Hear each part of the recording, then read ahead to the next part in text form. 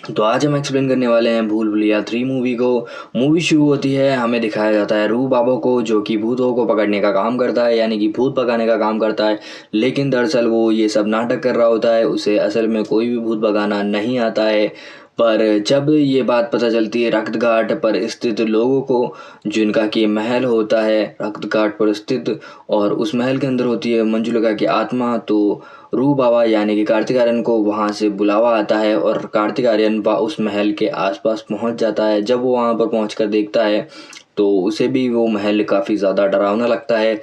और वहाँ पर एक शाही परिवार होता है जिसकी कि आखिरी वारिस मीरा होती है। मीरा चाहती है कि वो इस महल को बेच दे और इस महल को बेचकर वो जो है गरीबी से मुक्त हो जाए। भूत की कहानी के चलते कोई भी उनके महल को नहीं खरीद रहा होता है।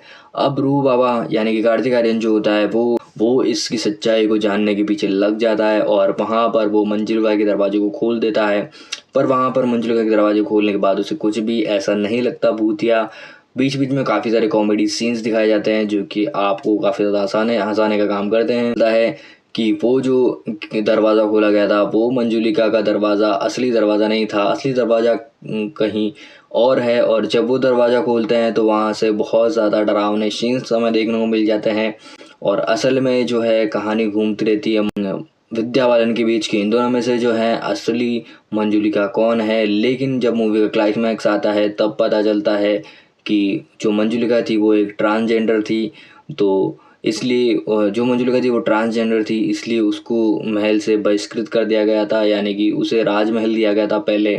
बट जब पता चला कि वो ये जो दोनों बहनें होती है मंजुलिका और अंजुलिका दोनों बहनें होती है जो कि ये नहीं चाहती कि इनका भाई जो है राजा बने। और जब इनको पता चलता है कि वो ट्रांसजेंडर हैं तो ये सबके सामने उसकी सच्चाई पेश कर देती है। और सच्चाई पता चलते ही राजमहल से उसको बहिष्कृत कर दिया जाता है, साथ ही उसे जलाकर बेरहमी से मार दिया जाता है।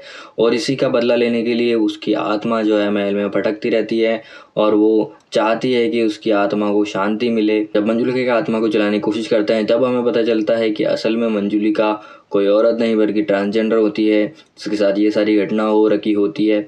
तो ये दोनों बहनें मिलकर उससे माफ़ी मांगती है। इसमें विद्या बालन का लोग मंजुलिका का है और ये अंजुलिका का है। तो इसे असल में कोई मंजुलिका की आत्मा नहीं है, वो एक देवेंद्र नाथ की आत्मा है जो कि पुराने ज़माने से इसके अंदर है। पर लोगों को ये बताया जाता है कि मंजुलिका ने ही देवेंद्र नाथ का कत्ल किया है और ये मंजुलिका की आत्मा है। बट ऐसा कुछ भी नहीं होता है। असल में मंजुलिका और अंजुलिका को जो है देश निकाला दे दिया जाता है और देवेंद्र नाथ को जो है वहाँ पर मार दिया जाता है जला करके। तो जब ये सारी चीज़ें उनको पुनर्जन्म के हिसाब से याद आती है कि पहले ही इनका ये जन्म हुआ था, तो ये दोनों बहनें मिलके अपने भाई से माफ़ी मांगती है और कहती है कि तुम्हारी तो कोई गलती भी नहीं थी, हमारी वजह से ही तुम्हें मार दिया गया था। और जब भी वो ये सब सुनता है तो उसकी आत्मा को शांति मिलती है और फिर इसी के साथ ही मूवी समाप्त हो जाती है। यहाँ पर मूवी संदेश देती है हमें हर व्यक्ति का सम्मान करना चाहिए, जेंडर के आधार पर भी हमें हर व्यक्ति को जो है उसका हक देना चाहिए। इसी के साथ ही मूवी यहाँ पर समाप्त हो जाती है। कैसे लगी आपको मूवी, कमेंट करके ज़रूर बताना।